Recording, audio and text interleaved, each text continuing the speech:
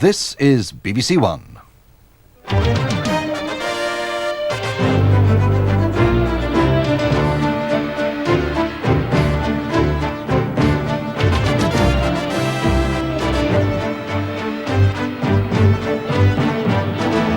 The 6 o'clock news from the BBC with Andrew Harvey and Jill Dando. Good evening. The headlines at 6 o'clock. At least 19 people have been killed in the severe gales that are sweeping across the country. 2 schoolgirls have died in separate incidents. The wind tore off classroom roofs and demolished a conservatory. Road, rail and sea transport is in chaos. 500,000 homes have no electricity.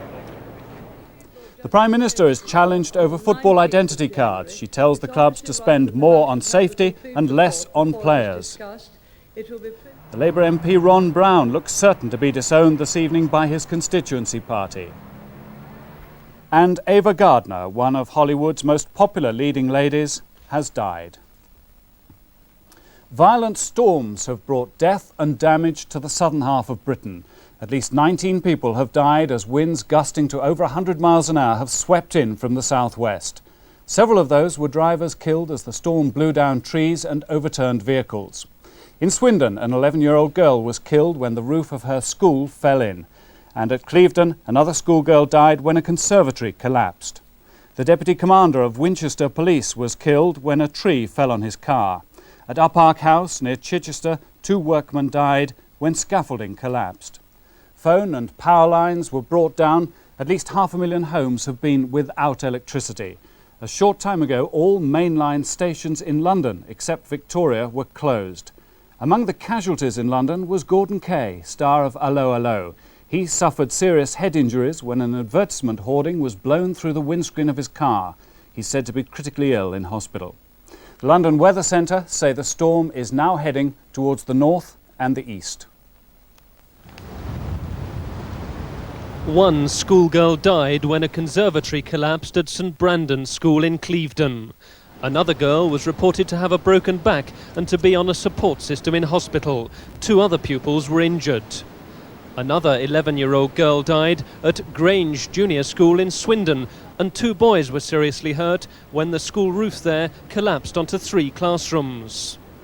The roof of a gymnasium fell onto a school classroom at Stockbridge in Hampshire, injuring 6 pupils. And at nearby Totton, 14 children were hurt when a classroom window blew in. Almost every factory on this Birmingham industrial estate lost its roof. Panels were blown hundreds of yards down the street.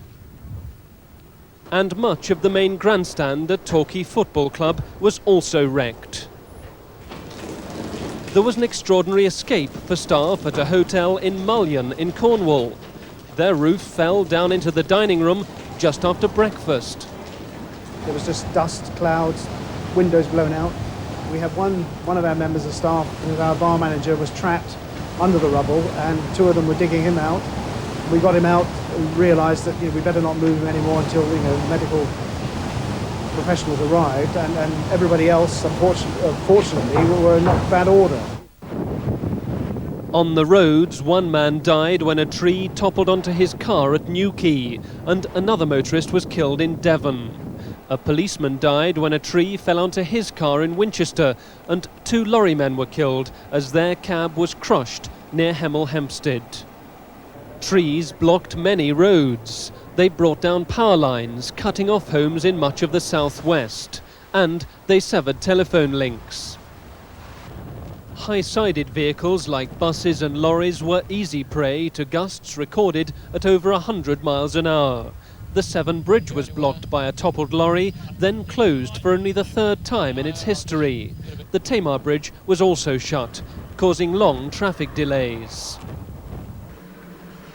None of London's mainline railway terminals was operating this afternoon, except for Victoria, where there was only a limited service. British Rail advised commuters to sit it out rather than attempt to go home early. And the Underground was also severely disrupted.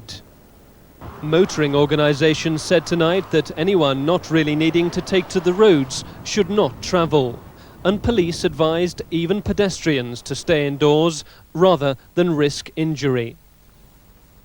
The extremes of weather the world has seen over recent years have increased speculation that the climate is changing as a direct result of the so-called greenhouse effect. But scientists say it's still too early to assess whether the warming of the Earth's atmosphere has led to any alteration in weather patterns.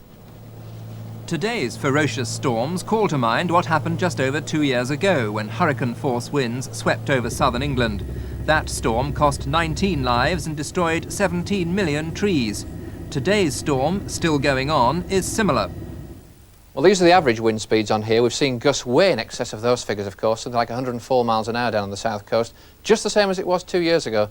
Differences are that this covers a bigger area, but also the trees aren't in leaf, so perhaps not so much destruction from that regard. There have been major storms before. The biggest ever storm in Britain is thought to have been in 1703, when 8,000 people died. In 1881, hurricane-force winds caused the loss of 100 ships at sea. And in 1976, 20 people died in 100-mile-an-hour winds from Manchester to the south coast. Storms are not the only extremes of weather Britain and Europe have been experiencing. The 1980s was the hottest decade, probably for centuries. And this winter has been one of the mildest. Many European skiing resorts have till recently had little snow. Elsewhere in the world there have been weather extremes. Last autumn, Hurricane Hugo, which caused tremendous damage in the Caribbean and southern Carolina, was one of the strongest hurricanes for decades. The year before, Hurricane Gilbert broke more records. With storms causing havoc, the question is once more asked, could they be the effect of climate change? Perhaps the start of the greenhouse effect, caused mainly by the burning of fossil fuels. Certainly abnormal weather and a shift in weather patterns would be one result. But scientists say it'll be another 10 or 20 years before they could be confident that man is affecting the climate. The weather extremes could be part of the normal variability. But most scientists believe that even if the greenhouse effect's not with us yet, it soon will be, unless greenhouse gases are reduced. The Prime Minister has rounded on football clubs and told them they'd do better to spend their money on ground improvements instead of squandering it on transfer fees.